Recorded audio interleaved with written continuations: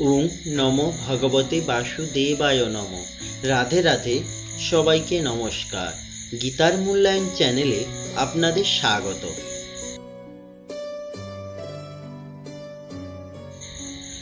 আজ আমরা আলোচনা করব শ্রীমদ্ ভগবদ গীতার ষষ্ঠ অধ্যায় তথা আত্মসংযম যুগের একটি অত্যন্ত গুরুত্বপূর্ণ শ্লোক, 31 নম্বর শ্লোক।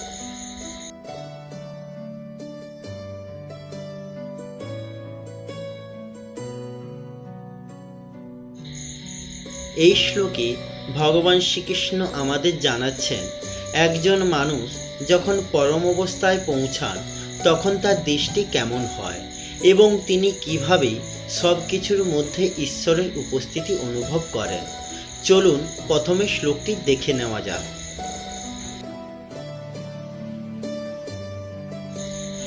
সর্বভূত স্থিতং যো মাং ভজতে কত্তমাস্থিত সর্বথা বর্তমান হোপি সযোগী মই বর্ততে। শব্দার্থ, সর্বভূত স্থিতং মানে সমস্ত জীবের হৃদয়ে স্থিত, যো মাং ভজতি মানে যিনি আমাকে ভজনা করেন, একত্বমাস্থিত মানে একত্বভাবে স্থিত হয়ে।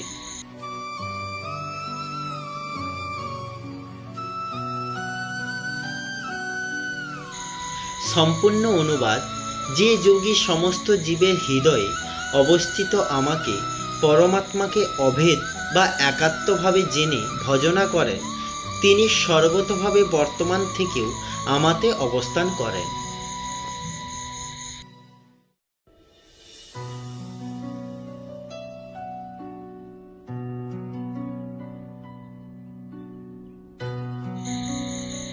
অর্থাৎ তিনি যে অবস্থাতেই থাকুক না কেন তার মন সবসময় ঈশ্বরের সাথেই যুক্ত থাকে।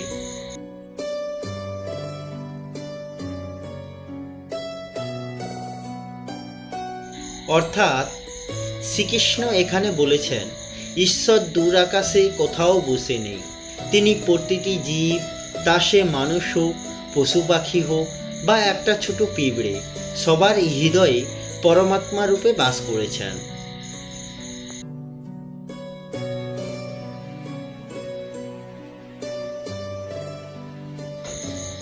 প্রকৃত যোগী বা ভক্ত চোখ বন্ধ করে যেমন ভগবানকে দেখেন, চোখ খুলেও তেমনি সবার মধ্যে সেই একই ভগবানের রূপ দেখতে পান।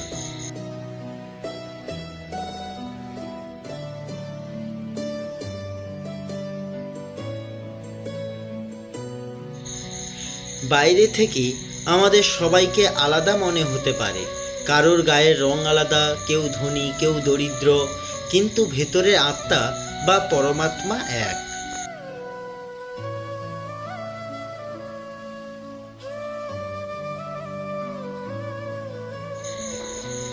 শ্লোকে একত্বমাস্থিত শব্দটির ওপর জোর দেওয়া হয়েছে।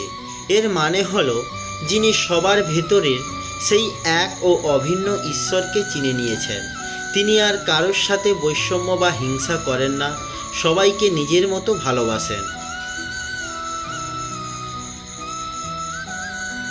সর্বথা বর্তমান হোপি, এই কথাটি খুব দামি।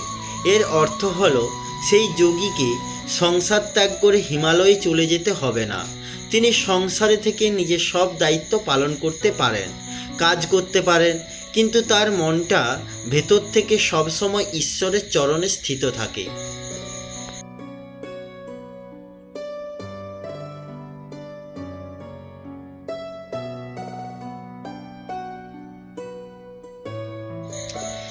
যেমন একটি পদ্মপাতা জলেই থাকে, কিন্তু জল তাকে ভেজাতে পারে না, ঠিক তেমনি একজন প্রকৃত ভক্ত সংসারের সব কাজ করেও মানসিকভাবে ভগবানের সাথেই যুক্ত থাকেন।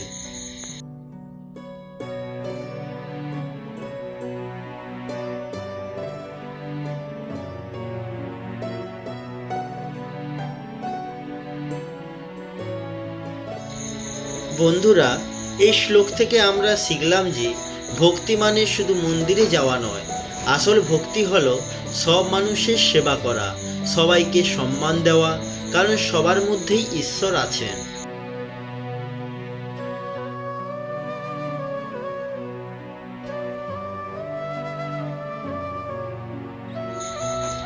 আমরা যদি এই একত্ব ভাব নিজেদের জীবনে নামাতে পারি, তবে আমাদের মন শান্ত হবে এবং আমরাও ভগবানের কৃপা লাভ করতে পারব।